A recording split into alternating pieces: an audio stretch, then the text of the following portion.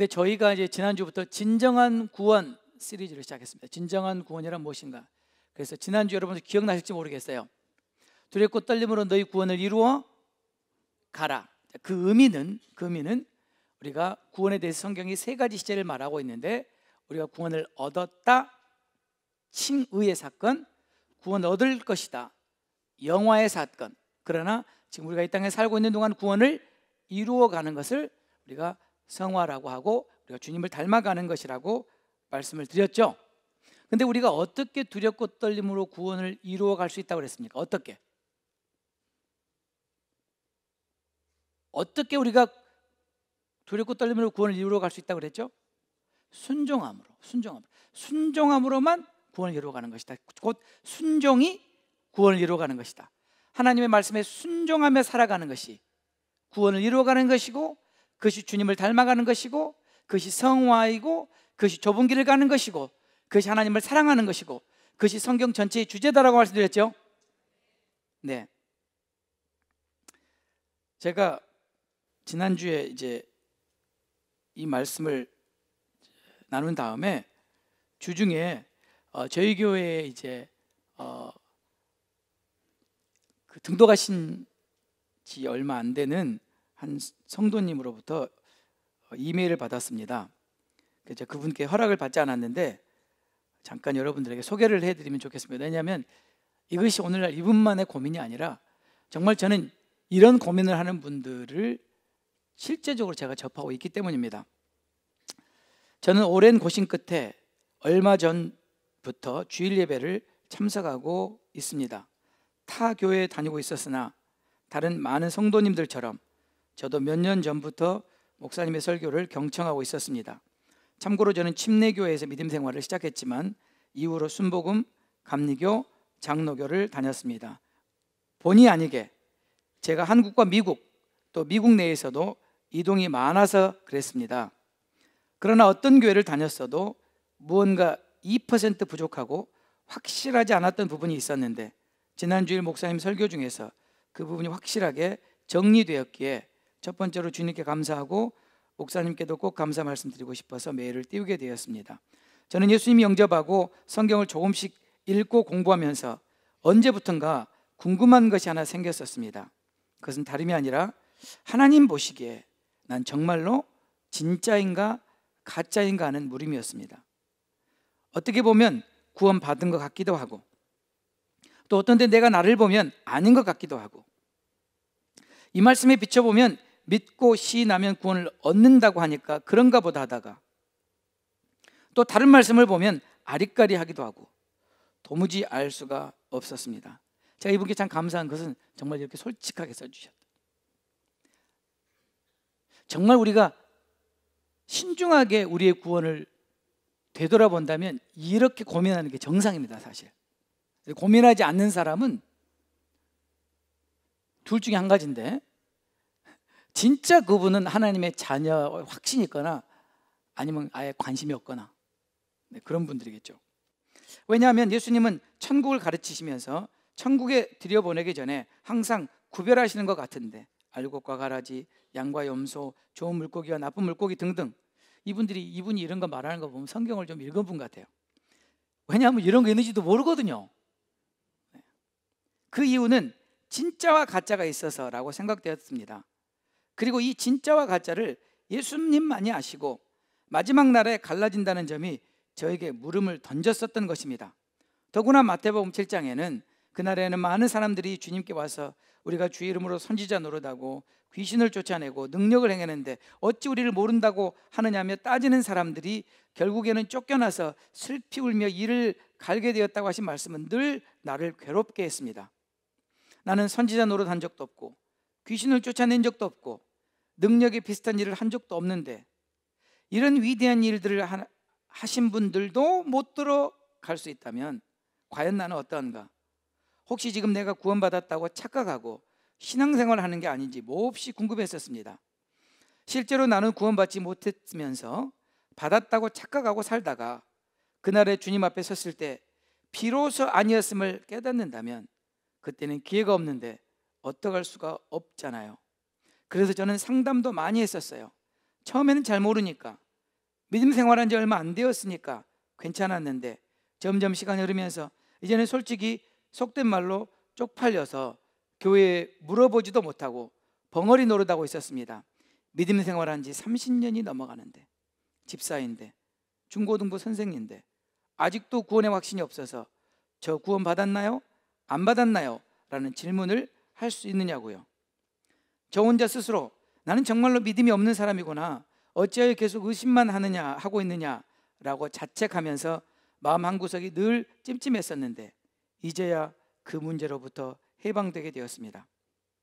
정말로 지금까지 교회는 칭의에 대한 강조만 했던 것 같습니다. 아마도 에베소 2장에 기록된 구원은 하나님의 선물이다, 그 은혜로 말미암아 믿음으로 의인이 된다, 우리의 행위에서 난 것이 아니기 때문에 누구도 자랑치 못하게 하기 위함이다 라는 구절만 들이대고 그 다음 단계인 좁은 길로 가면서 내 속에 내재된 마귀의 성품, 죄의 속성하고 싸우는 부분은 그 포커스가 흐려지고 약해져서 많이 성화되고, 좁은 길로 잘 간 사람은 천국에 가서 상 많이 받고, 못한 사람은 상은 못 받지만 그래도 천국행 티켓은 당근 따놨으니 지옥 안 가는 것으로 다행이야 라고 생각하는 구원 불감증에 걸린 것 같습니다.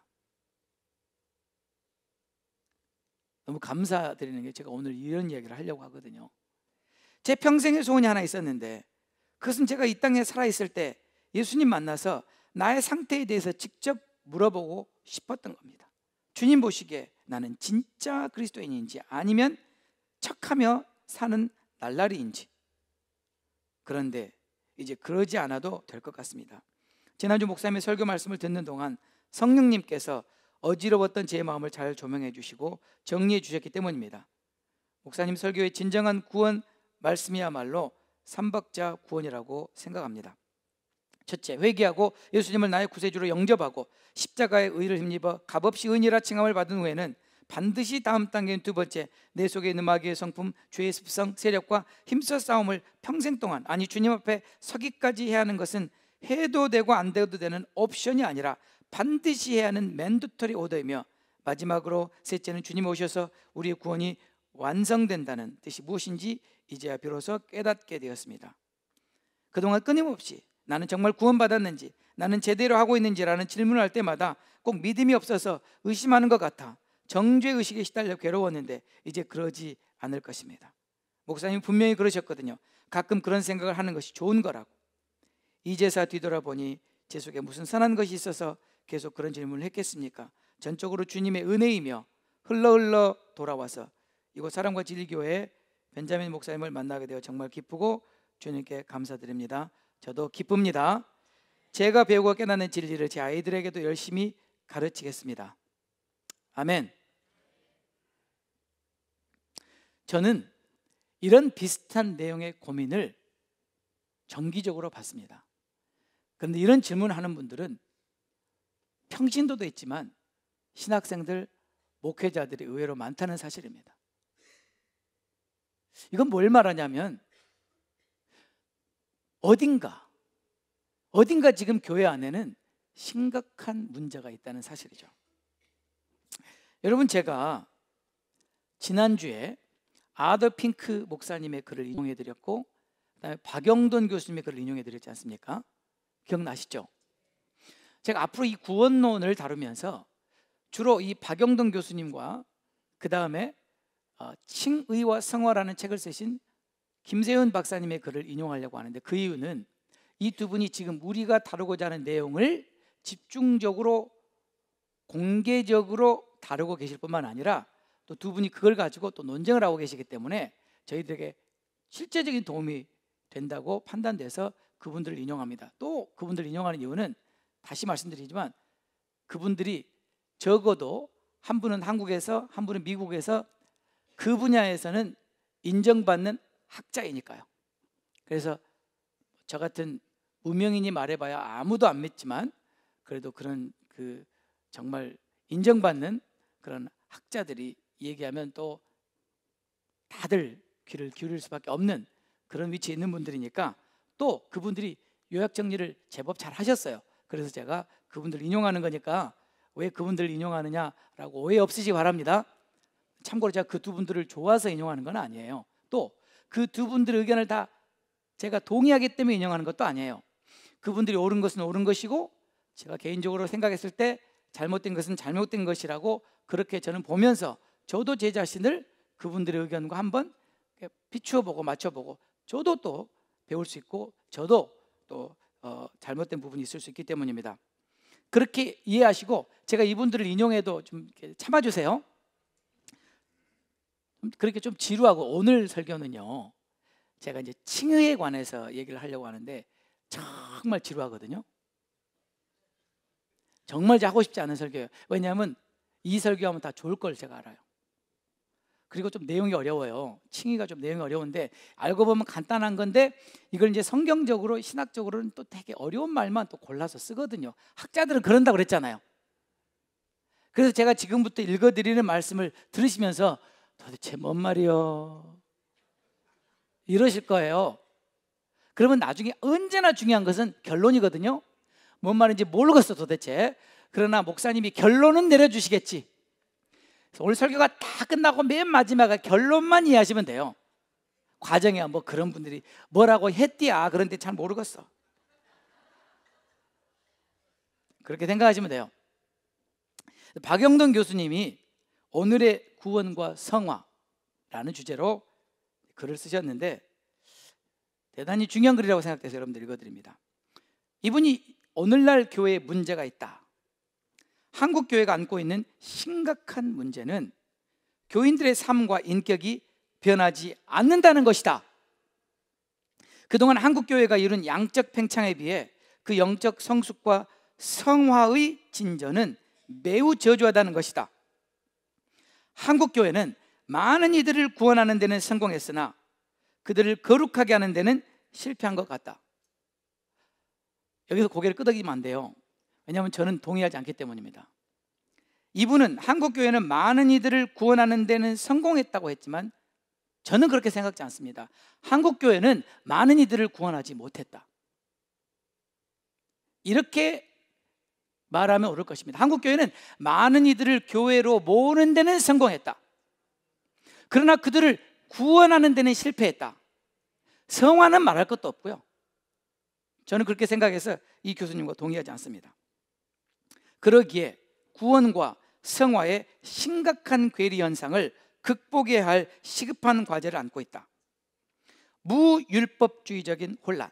무율법주의란 말은 제가 지난주 수요일에 말씀드렸어요. 무율법주의는 율법주의의 정반대 극단입니다. 아시는 것처럼 율법주의는 내가 열심히 착한 일을 행함으로, 내가 열심히 선행을 함으로 구원을 얻을 수 있다라고 믿고 그렇게 사는 것을 율법주의라고 하죠. 가능해요, 불가능해요? 불가능한 거죠.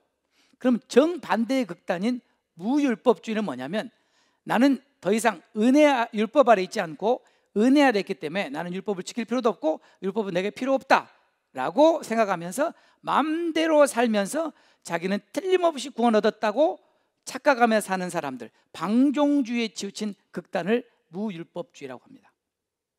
그래서 제가 지난 수요일에 그런 말씀 드렸어요. 한국 교회는 지금 율법주의가 문제가 아니라 무율법주의가 심각한 문제다. 방종주의가 심각한 문제다. 그냥 죄 짓고 살아요. 그냥 크리스찬이나 난 크리스찬이나 똑같이 그냥 죄 짓고 살아요. 그러면서 도대체 뭔 배짱으로 자기는 구원을 얻었다고 확신하는지 알 수가 없어요. 그 사람은 구원이 무슨 뜻인지조차 모르는 것 같아요. 우리 지난주에 배웠죠. 구원은 무엇으로부터의 구원이에요? 죄로부터의 구원이에요. 그래서 이분이 이렇게 썼어요. 무율법주의적인 혼란이다.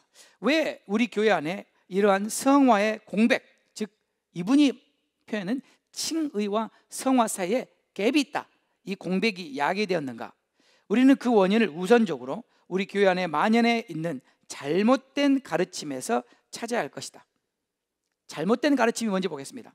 그동안 축복과 은혜에만 초점을 맞춘 설교가 한국 교회 안에 도덕적 해이를 불러왔다는 말을 자주 듣는다. 그러나 한국 교회의 윤리적 실패는 은혜만을 전했기 때문이라기보다 은혜를 잘못 전했기 때문이라고 보아야 한다.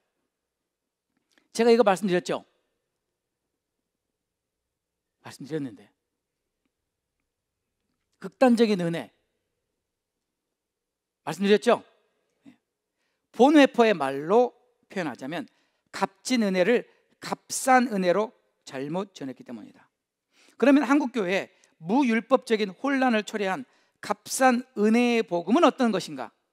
가장 보편적인 것은 아마도 칭의와 성화를 분리하여, 이 말씀을 잘 들으셔야 돼요. 칭의와 성화를 분리하여 구원은 칭의에만 근거하며 성화와는 무관한 것으로 보는 견해일 것이다. 이건 좀 굉장히 또 심각한 얘기가 나왔어요.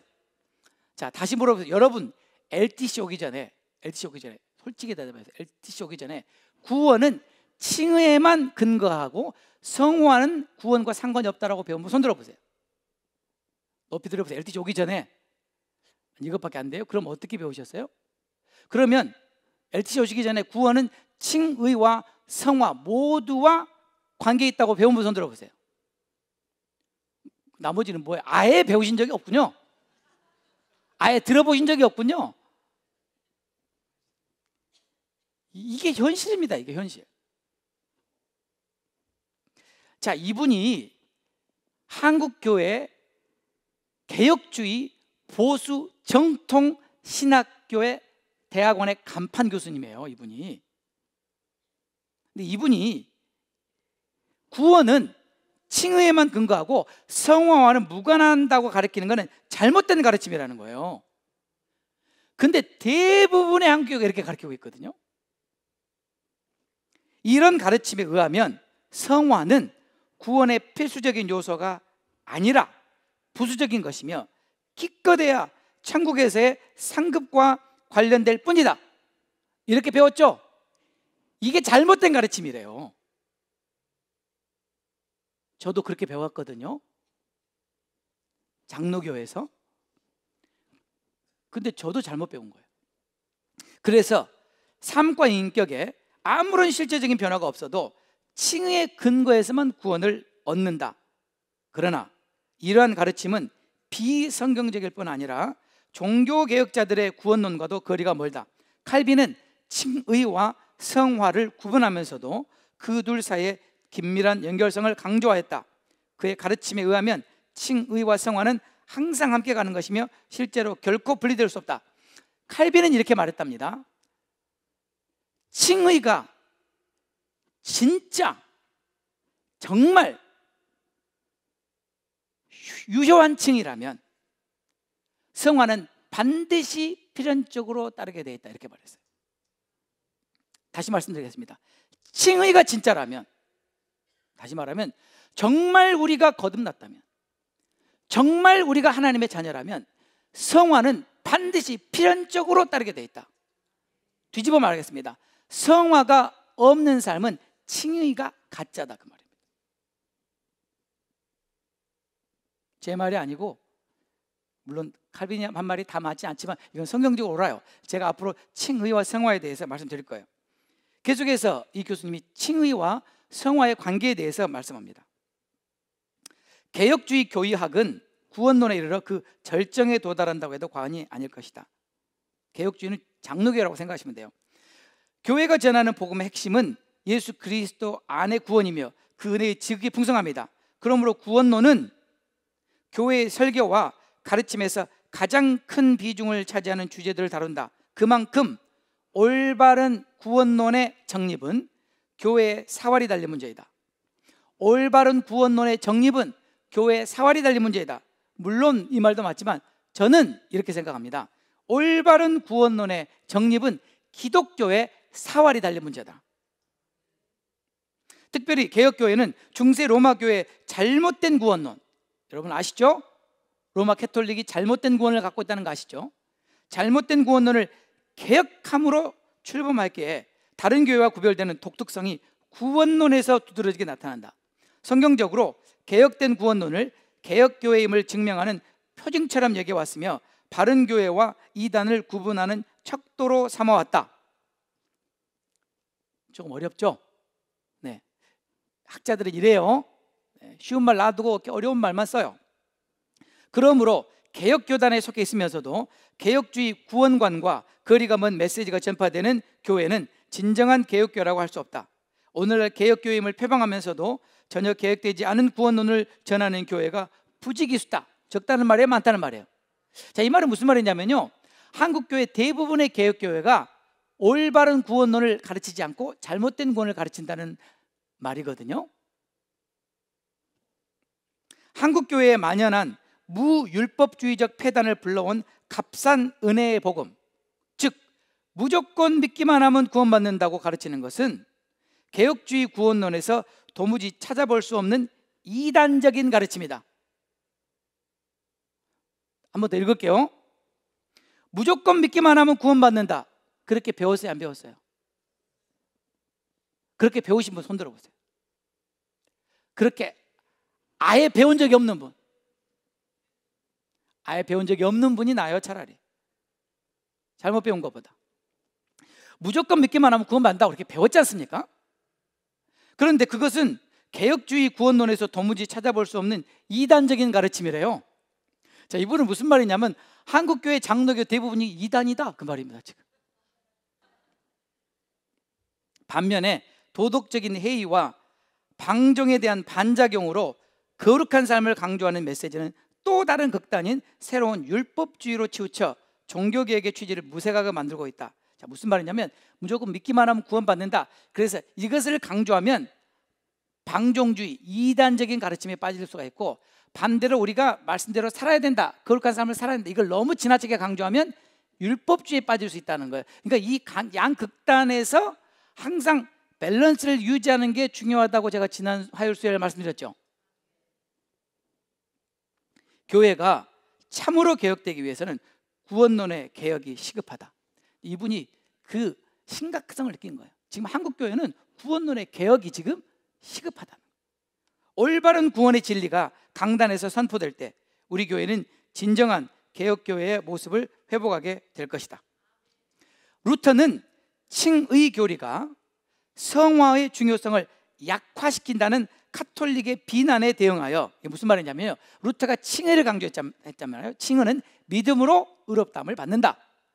행위가 아니라, 선행이 아니라 믿음으로 의롭다함을 받는다. 이것을 지나치게 강조함으로 거룩한 삶, 선행, 이 성화를 약화시킨다라는 카톨릭의 비난을 맞서기 위해서 칭의는 필연적으로 성화를 수반한다는 점을 강조했다. 그러나 루터의 가르침에서 칭의는 신학의 으뜸 원리로 추앙된 반면에 성화는 상대적으로 열등한 위치로 강등되었다. 그는 주로 칭의론을 카톨릭의 공격에서 보호하기 위한 소극적인 목적으로 성화가 필연적으로 수반된다는 점을 강조했으나 온전한 성화 교리를 발전시키지는 못했다. 한마디로 루터는 칭의를 강조했고 성화를 이야기하기는 했지만 칭의라는 교리를 카톨릭의 비난으로부터 보호하기 위해서 갖다가 인용한 것뿐이지 본인 자신이 성화에 대해서 잘 모른다는 뜻입니다. 이해되셨죠?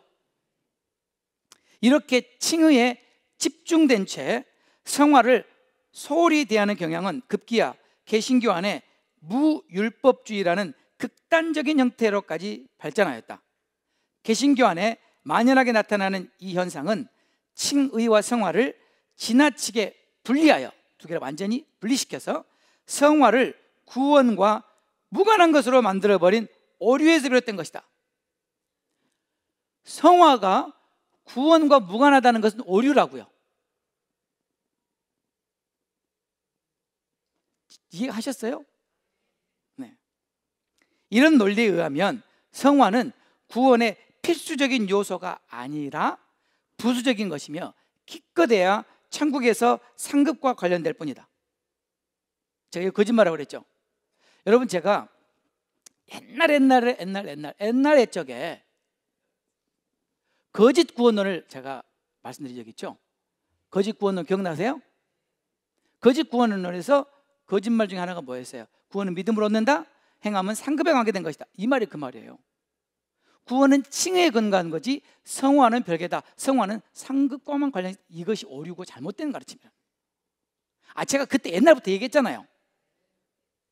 그랬더니 저를 사람들이 뭐라고 저를 칭찬해 줘요? 행위 구원론자라고. 할렐루야, 아멘. 그래서 삶과 인격에 아무런 변화가 없어도 믿기만 하면 구원받게 된다. 그렇게 되면 칭의의 교리는 하나님을 온전히 순종하고 거룩하게 살아야 할 의무를 교묘히 회피할 수 있는 편리한 논리로 남용된다. 그러니까 칭의를 갖다가 지 마음대로 살고 싶은데 그거를 합리화시키는 그런 논리로 쓰고 있다는 거죠. 보네포의 말로 표현하자면 값진 은혜가 값싼 은혜로 전락하는 것이다. 이렇게 왜곡된 복음이 개신교 안에 심각한 윤리적 방종과 타락을 주장해왔다. 그러나 이러한 가르침은 비성경적일 뿐만 아니라 종교 개혁자들의 구원론과도 아주 거리가 멀다. 어떻게 생각하시나요? 이분이 좀 오르신 것 같아요? 제가 듣기도 옳은 것 같아요. 왜냐하면 저랑 똑같이 생각하시니까. 이분이 칭의를 이렇게 말했어요. 이 박영동 교수님이 칭의를 이렇게 말했어요. 칼빈과 루터가 누누이 강조했듯이 칭의로는 교회에 사활이 달린 교리이다. 한국교회의 윤리적 타락은 칭의 교리를 전했기 때문이 아니라 그 교리를 잘못 전했기 때문이다. 칼빈의 가르침과 거리가 먼 비개혁적이고 이단에 가까운 구원론을 가르쳤기 때문이다. 이분은 이단이란 말 쉽게 하시네. 네, 그래서 오늘 제가 다루려고 하는 주제가 칭의입니다. 칭의. 한번 여러분에게 한번 스스로 물어보세요. 칭의가 뭐지? 칭의란 이런 것이야 라고 자신 있게 말할 수 있는 분 한번 손 들어보세요. 알긴 아는데 자신 없는 분. 알쏭달쏭 알 듯 말 듯한 분. 아무도 손을 안 드시는, 모르겠는 분. 여러분 비겁하신 거예요. 그러면 안 돼요. 사람이 자기 의사를 확실하게 표현해야죠. 자, 문제는 뭐냐면 교회를 20년 30년 다녔는데 40년 50년 다녔는데 아직 칭의가 뭔지도 정확하게 모르는 거예요. 그러면서 자기가 칭의를 얻었다는 걸 어떻게 알아요? 이런 일이 어떻게 있을 수가 있죠? 이게 지금까지 잘못된 가르침 때문에 그랬다는 거예요. 그 잘못된 가르침이 뭐예요? 구원은 이미 끝났다는 거죠. 구원은 이미 따놓은 당상이라는 거예요. 더 이상 구원 얘기할 필요가 없다는 거예요. 이제 내가 어떻게 사느냐는 상을 덜 받냐 더 받냐, 상 끝까지 거 안 받고 내 마음대로 살지 뭐, 이렇게 돼버렸다는 거예요. 이 사람이 진짜 거듭난 사람일까요? 아닙니다. 거듭난 사람은 그렇게 생각하지 않습니다. 진짜 칭의를 경험하는 사람은 절대 그렇게 생각하지 않습니다. 내가 그렇게 생각하는 것 자체가 나는 가짜로 의롭다함을 받았다는 뜻이에요. 나는 아직 구원 못 받았다는 뜻이에요.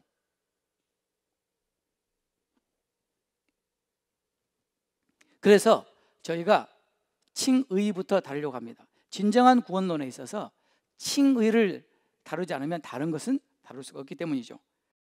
그래서 첫 번째로 우리가 구원의 의미와 칭의, 구원의 의미가 뭔데 그 의미의 입각에서 볼 때 칭의가 뭔지를 한번 살펴보겠습니다. 오늘은 칭의에 관계된 성경 구절만 살펴볼 거예요. 자, 마태복음 1장 21절에 아들을 낳으리니 이름을 예수라 하라. 이는 그가 자기 백성을 저희 죄에서 구원할 자이심이라. 자, 우리가 구원이라고 말할 때 구원의 의미가 뭐라고 그랬어요? 죄에서의 구원이라고 그랬죠. 죄로부터 구원이라고 그랬죠. 그래서 제가 지난주에 죄의 형벌로부터 구원, 죄의 세력과의 싸움, 죄 자체로부터 구원, 구원을 얻었다, 구원을 이루어간다, 구원을 얻을 것이다 말씀드렸죠. 그러면 우리가 이 죄로부터의 구원이라는 관점에서 칭의가 뭔지 살펴보겠습니다. 첫 번째, 죄의 형벌이라는 게 있습니다. 성경에는 죄를 지으면 그 죄에 대한 형벌, 페널티, 대가를 받게 되어 있다. 로마서 3장 23절에 모든 사람이 죄를 범하였으며, 여기 예외가 있어요 없어요? 저와 여러분 모두가 다 해당되죠.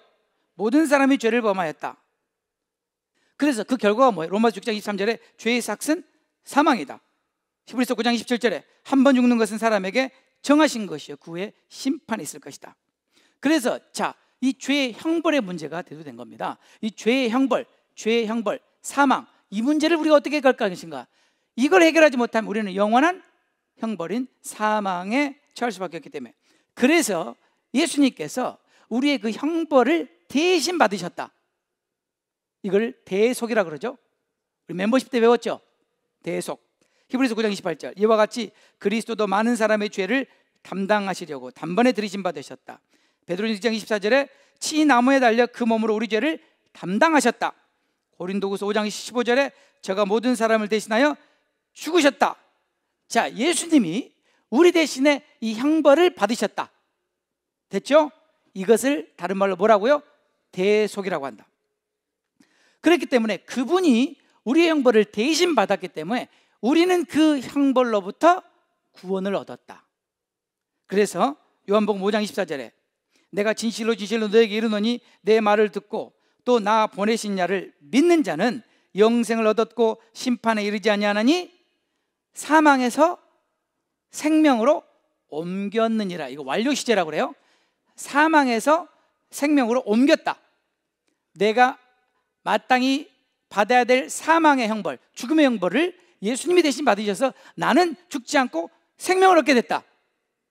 이것을 칭의라고 합니다.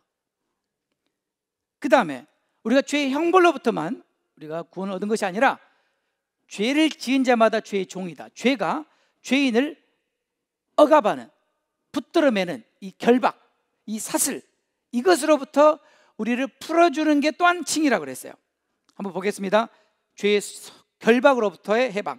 로마서 6장 16절 너희 자신을 종으로 들여 누구에게 순종하든지 그 순종함을 받는 자의 종이 되는 줄 너희가 알지 못하느냐. 혹은 죄의 종, 죄를 지음으로 죄의 종이 되면 무엇에 이르러요? 사망에 이르고, 혹은 순종함으로 누구에게요? 하나님의 말씀에 순종함으로, 순종의 종으로 의에 이르느니라. 아멘. 로마서 6장 17절 하나님께 감사하리로다. 너희가 본래 죄의 종이더니, 너희가 본래 죄에 결박되어서 죄가 시키는 대로 했다는 거죠. 여러분 많이 해보셨잖아요. 안 하신 것처럼 이렇게 뻔뻔하게 앉아 계세요. 죄 짓고 나서 죄가 시키는 대로 했어요, 안 했어요? 했잖아요. 그게 죄의 결박이라는 거예요. 죄의 사슬이라는 거예요. 그 죄가 나를 묶고 놔두지 않았기 때문에 나는 죄가 시키는 대로 살 수밖에 없었다는 거예요. 원래 우리가 죄의 종이었다는 거예요. 그런데 너에게 전하여 준 바 교훈의 본을 마음으로 순종하여 죄에게서 해방되었다. 그 말은 죄 자체로부터 해방됐다는 말이 아니라 죄의 결박으로부터 우리가 해방됐다는 거예요. 그래서 죄의 결박으로부터 풀어져서 우리는 뭐가 됐어요? 의의 종이 됐다. 여기서 의는 하나님을 말해요.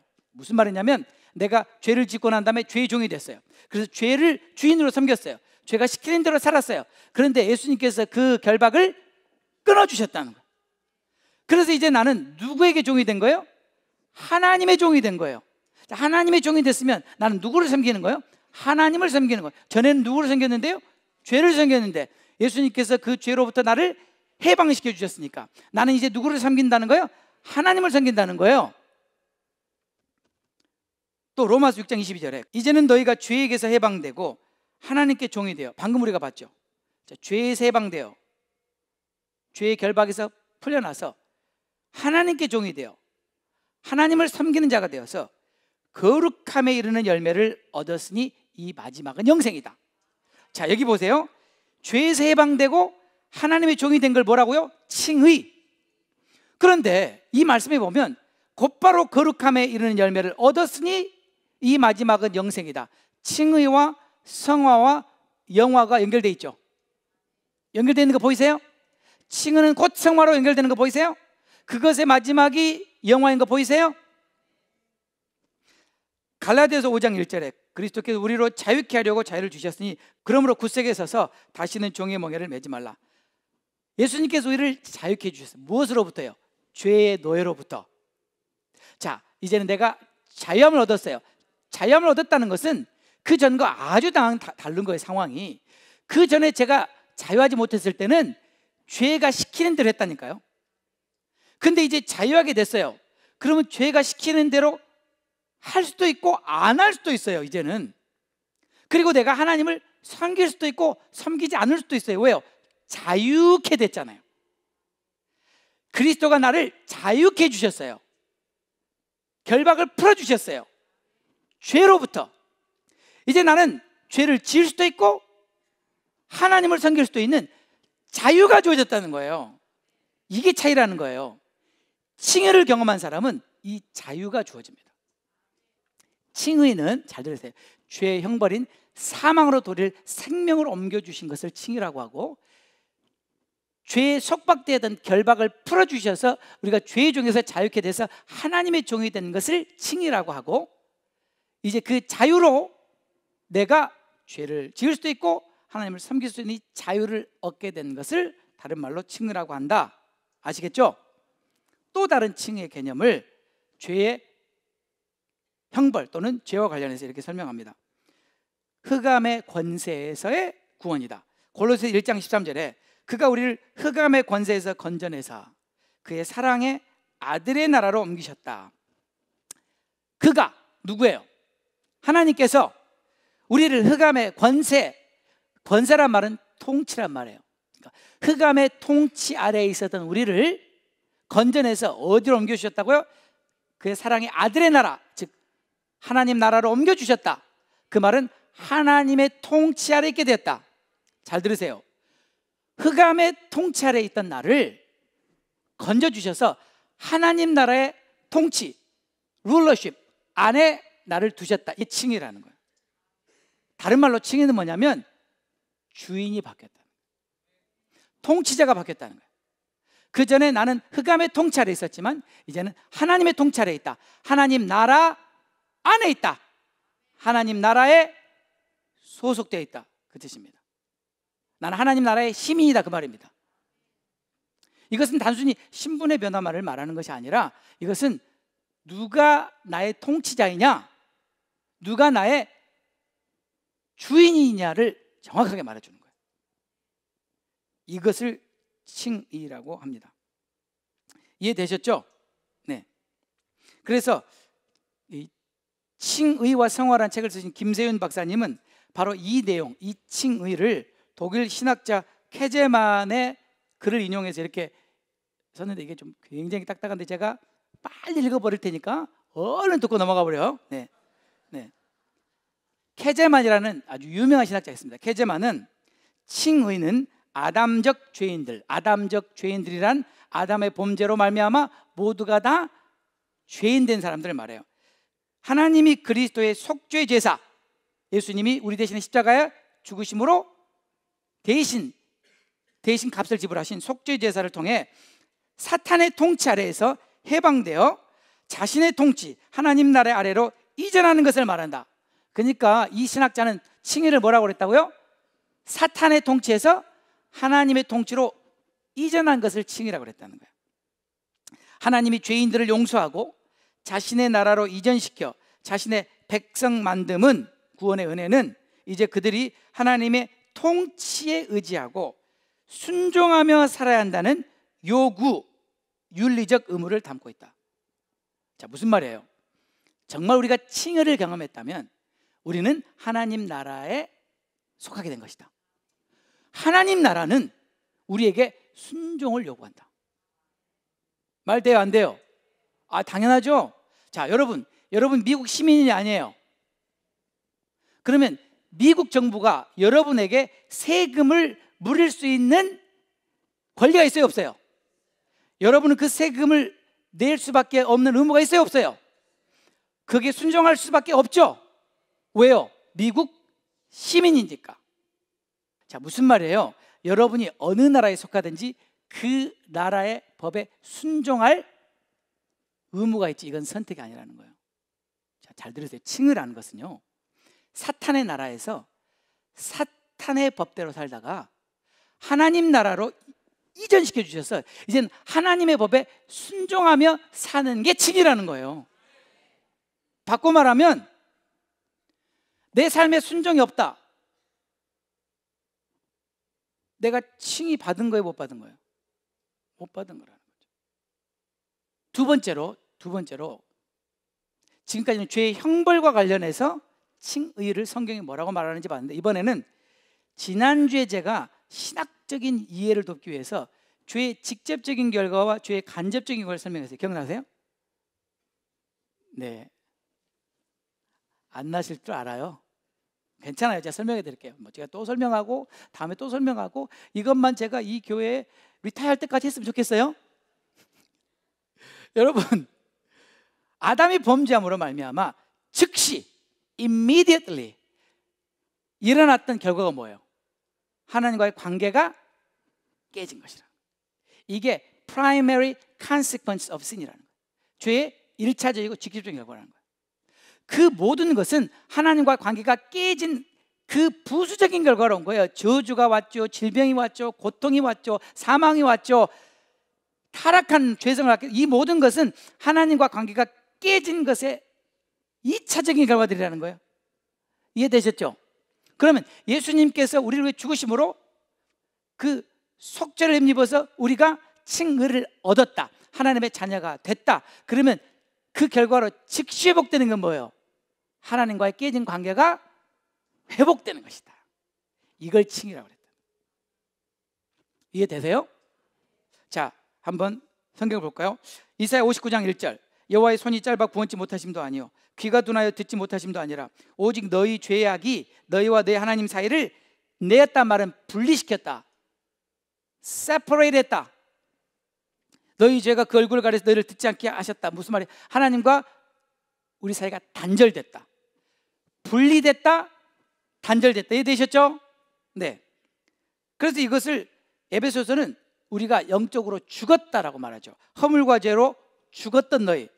목사님 저렇게 뻘뻘 살아있는데요, 아니 그 말 말고요, 하나님과 관계가 깨지고 분리된 것을 영적으로 죽었다고 말하죠, 성경은.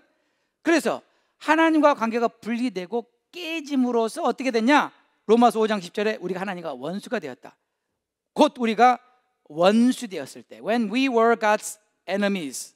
또 골로새서 1장 21절에도 전에 악한 행실로 멀리 떠나 마음으로 원수가 되었던 너희. 자, 우리가 하나님의 원수라고 그랬습니다. 자, 보세요. 하나님과 관계가 깨지고 그리고 분리되고 차단될 뿐만 아니라 우리가 어떻게 됐다고요? 영적으로 죽었고 하나님의 원수가 됐다.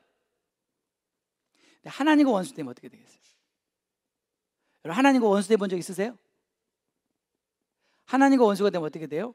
하나님의 진노의 대상이 돼요. 하나님의 원수가 되면 뭐가 된다고요? 하나님의 진노의 대상이 된다. 에베소 2장 3절. 전에는 우리도 다 그 가운데 우리 육체의 욕심을 따라 지내며 육체와 마음에 원하는 것을 하여 다른 일과 같이 본질상 진노의 자식이었다. 진노의 대상이었다. 여러분, 하나님의 진노가 무서워요, 안 무서워요? 어떻게 알아요? 어떻게 알아요? 당해보지도 않으셨으면서. 여러분은 하나님의 진노를 몰라요. 하나님의 진노가 얼마나 끔찍하게 무서우면 사람들이 차라리 그냥 산들이 나를 그냥 덮어버려라, 돌들이 나를 그냥 덮어버려라, 그래서 그 진노에서 나를 좀 막아다오 할 정도로 진노는 무서운 거예요. 그게 계시록에 나와요. 여러분, 하나님의 진노는 정말 상상할 수 없는 거죠. 그래요, 안 그래요? 근데 지금 성경이 뭐라고 말해요? 우리가 하나님의 진노의 대상이라고요. 저와 여러분이 지금 하나님과 원수다, God's enemy고 His wrath의 대상이다, 우리가 지금. 근데 마음 편하겠냐고요? 지금 우리가 마음 편할 수가 없죠. 절대로 편할 수가 없죠. 바로 이 문제를 하나님께서 예수님을 통해서 해결하셨다는 거예요. 어떻게 해요? 하나님의 아들인 예수님이 하나님의 진노의 대상이 됐다는 거예요. 그분이 하나님의 진노를 받으셨다는 거예요. 그분이 하나님과 원수됐다는 거예요. 그래서 우리가 하나님과 화목하게 되고 우리는 하나님과 평화를 누리게 하기 위해서. 이게 칭의라는 거예요. 로마서 5장 10절. 곧 우리가 원수 되었을 때 그 아들의 죽으심으로 말미암아 하나님으로 더불어 화목되었은즉. 이것이 뭐라고요? 칭의. 골로새 1장 21절. 전에 악한 행실로 멀리 떠나 마음으로 원수가 되었던 너희를 이제는 그의 육체의 죽으심으로 말미암아 화목케 하사. 이게 뭐라고요? 칭의. 바로 이어서 뭐가 나와요? 너희를 거룩하고 흠없고 책망할 것이 없는 자로 그 앞에 세우자. 이건 뭐예요? 성화. 바로 연결되죠? 칭화 성화는 뗄 수가 없는 것이죠. 그래서 우리가 하나님과 화목하게 된다면 어떻게 됐어요? 그분과 평화를 누리게 됐다. 로마서 5장 1절. 그러므로 우리가 믿음으로 의롭다 하심을 얻었은즉. 이게 뭐예요? 칭의. 우리 주 예수 그리스도로 말미암아 하나님으로 더불어 화평을 누리자. We have peace with God. reconciliation이 일어났습니다. 화목이 됐습니다. 화목이 됐어도 계속 하나님과 피스가 이루어지지 않으면 이 화목이 별로 의미가 없는 거죠. 관계가 회복됐으니 이제 그 회복된 관계를 뭐 해야 돼요? 누려야 될 거 아니에요. 이해되시죠? 이것이 바로 칭의다. 이렇게 말하는 거죠. 칭의다. 그래서 지금까지 여러분이 말씀드린 것을 종합하면 죄의 형벌로부터 우리가 어떻게 구원을 얻었는가가 칭의다. 이해되셨죠? 그 다음에 뿐만 아니라 죄의 결박으로부터 우리를 풀어주시는 것이 칭의다. 그 다음에 흑암의 권세에서 하나님의 나라로 옮겨주신 것이 칭의다. 하나님과 우리 관계가 깨져서 원수지간이 됐는데 화목하게 되고 그분과 평화를 누리게 되는 것이 칭의다. 이것이 바로 성경이 말하는 칭의입니다. 그래서 이것을 간단하게 요약하면 이렇게 요약할 수 있습니다. 이 김세윤 박사님은 칭의를 두 종류로 해석하시더라고요. 칭의를. 하나는 법정적 해석, 따라서 법정적 해석. 또 하나는 관계적 해석.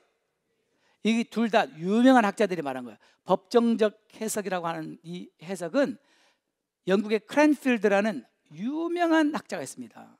그 학자가 해석한 것이고, 그 다음에 관계적 해석은 아까 말씀드린 독일의 캐세반이 해석한 건데, 이 두 가지 무슨 법정적 해석 이런 거예요. 법정적 해석이라는 것은 제가 죄인이에요. 살인범이에요. 나는 이제 교수형을 받거나 아니면 총살형을 받아야 마땅한 사람이에요. 근데 내 대신 예수님이 죽으신 거예요. 내가 죽을 필요가 있어요, 없어요? 그래서 하나님께서 무죄 판결을 내렸다는 거예요. 무죄. 법원에 가보셨어요? 안 가보셨군요. 좀 가보세요. 무죄 판결을 내렸다. 이게 법정적인 칭의의 해석이에요. 이것은 소극적인 해석이고, 적극적인 해석은 의인의 신분을 얻었다. 의인이라고 선언하는 것. 너는 더 이상 죄가 없다 라고 선언하는 것을 칭의. 이것을 법정적 해석이라고. 이해되세요? 그럼 관계적 해석은 뭐냐? 죄의 결과 하나님과 나의 관계가 어떻게 됐다고요? 깨져가고 원수지간이 되고 진노의 대상이 됐는데, 하나님의 아들 예수님이 대신 진노를 받으시고 하나님과 원수가 되심으로 우리를 화목하게 해주셨다. 이게 관계적 칭의 해석이에요. 이해되셨어요? 그러면 칭의를 간단하게 이렇게 요약할 수 있습니다. 그 김세윤 박사님이 이렇게 요약하시더라고요. 그러므로 칭의는 무죄 선언을 받고, 이게 뭐예요? 법정적 해석. 하나님과의 올바른 관계로 회복되는 것. 이것은 관계적 해석. 이렇게 설명했어요. 다른 말로 하면 우리는 하나님으로부터 의롭다고 선언을 받았을 뿐만 아니라, 의인이 되었을 뿐만 아니라, 내가 의인이어서가 아니라 전적으로 예수님의 공로 때문에 뿐만 아니라 이제 나는 하나님과 관계가 회복이 되어서 하나님을 아버지라 부르게 됐다. 그분께 마음껏 나아갈 수 있게 됐다. 이것을 칭의라고 한다는 거예요. 근데 이것을 또 우리가 이렇게 설명할 수 있습니다. 여러분, 언젠가 제가 여러분에게 우리가 천국에 들어가기 위해서는 반드시 두 종류 옷을 입어야 된다. 하나는 칭의의 옷, 하나는 성화의 옷. 기억나시는 분? 안 날 줄 알아요? 왜 이렇게 많이 나세요? 네. 깜짝 놀랐어요. 네. 칭의의 옷, 그다음에 성화의 옷. 칭의의 옷만으로 절대로 안 된다. 이걸 제가 작정을 하고 연구를 했거든요. 근데 그때 칭의의 옷을 성경이 뭐라고 말했냐면, 왜냐하면 이게 제가 오늘 말씀드린 칭의를 간단히 요약하는 거예요. 그게 뭐냐면 갈라디아서 3장에 그냥 듣기만 하세요. 너희가 믿음으로 말미암아 그리스도 예수 안에서 하나님의 아들이 되었으니 누구든지 그리스도와 합하여 세례를 받은 자는 그리스도로 옷 입었느니라. 이게 칭의의 옷입니다. 예수님의 옷을 입었어요. 나는 죄인이에요. 근데 내가 예수님의 의의 옷을 입은 거예요. 그래서 하나님이 나를 보실 때는 죄인으로 보여요, 의인으로 보여요? 의인으로 보인다는 거예요. 이게 칭의의 옷이고, 이것이 예수님께서 십자가에서 이루신 사건이라는 거예요. 저희가 오늘 이 칭의를 이렇게 긴 시간 딱딱하지만 다룬 이유는, 정말 충격적인 것은요, 칭의가 뭔지를 정말 모른다는 거예요. 여러분, 칭의가 뭔지 아셨어요? 진짜 아셨어요? 정말 확실히 아셨어요? 여러분, 이런 내용은 여러분 한 번 들어가지고 알 수 있는 내용은 아닙니다. 여러분이 두고두고 말씀을 상고하면서, 정말 이것이 성경이 말하는 칭의구나, 내가 정말 이 칭의를 얻은 자인가, 그러면 내 삶 속에 칭의의 열매가 나타나고 있는가를 자꾸 자기를 돌아보면서 그렇게 살아야 되지 않겠습니까? 그게 중요하잖아요. 그래서 제가 진정한 구원론을 시작한 것이고, 제가 오늘 칭의를 어렵지만 다뤘어요. 그러나 여러분에게 피가 되고 살이 될 겁니다. 다시는 여러분 이 칭의 문제로 혼돈하거나 헷갈리거나 거짓에 속아 넘어가지 마시고, 이것이 성경이 말하는 칭의라는 것을 확실히 붙들기를 부탁드립니다. 내가 정말 의롭다함을 받았다면, 나 같은 죄인이, 나 같은 더러운 놈이, 죄인 중에 괴수인 내가, 죄밖에 지은 것이 없는 나를 하나님이 어떻게 죄가 없다라고 무죄 판정을 해줄 수 있냐는 거예요. 누군가가 내 죄값을 지불했기 때문이라는 거죠. 그러면 내가 내 죄값을 지불한 그분의 은혜를 평생 잊겠냐고요? 잊을 수 있어요, 없어요? 잊을 수 없어요. 잊을 수 없어요. 그러니까 진짜 의롭다함을 받은 사람은 평생 그 은혜를 기억하며 산다는 거예요. 또 죄 짓겠어요? 물론 지을 수 있겠죠. 그러나 의도적으로 짓지 않을 것입니다. 일부러 짓지 않을 것입니다. 알면서 짓지 않을 것입니다. 칭의는 곧 성화와 뗄래야 뗄 수 없는 것입니다. 하나님이 나를 의롭다고 여겨주신 그 순간부터 내 안에 거룩함이 이루어진 거예요. 그리고 그 거룩함은 계속해서 내 삶의 열매를 맺게 되는 것입니다. 그래서 우리 사랑과 지일교회 모든 성도님들은 정말 내가 의롭다함을 받았는가 오늘 다시 한번 돌아보고, 내가 아직 의롭다함을 받지 못했다고 생각되면 오늘 기도하셔야 돼요. 하나님, 저도 하나님 앞에서 의롭다고 여김을 받기를 원합니다. 예수 그리스도 십자가에서 이루신 사건을 내 것으로 내가 받아들이고 믿기를 결정합니다. 그분이 바로 나의 죄를 위해서 죽으셨습니다. 나의 죄 때문에 형벌을 받으셨습니다. 나의 죄 때문에 원수가 되셨습니다. 나의 죄 때문에 하나님의 진노의 대상이 되셨습니다. 이제 내가 하나님 앞에 의인으로 선언되기 원하고 의인으로 살기를 원합니다. 그렇게 결단하는 이 시간 됐으면 좋겠습니다. 기도하겠습니다. 살아계신 하나님, 나 같은 죄인을 하나님이 의롭다고 여겨주신 것은 내가 의로워서가 아니라 내 대신 예수님께서 값을 지불했기 때문에, 그분의 의 때문에, 예수 그리스도의 의를 내가 덧입었기 때문에, 그분으로 옷 입었기 때문에 하나님이 나를 의롭다고 여겨주시는 것을 이 시간에 감사드립니다. 이제 나를 의인으로 불러주셨사오니 의인으로 살게 하여 주시옵소서. 의인으로 인정해 주셨사오니 의인의 열매 맺게 하여 주시옵소서. 거룩함의 열매 맺게 하여 주시옵소서. 사랑과 주께 모든 성도들이 정말 나는 하나님 앞에 의롭다 칭함을 받았습니다. 나는 하나님 앞에 의인이 되었습니다. 이제 의인으로 살기로 결단합니다. 결단하는 이 시간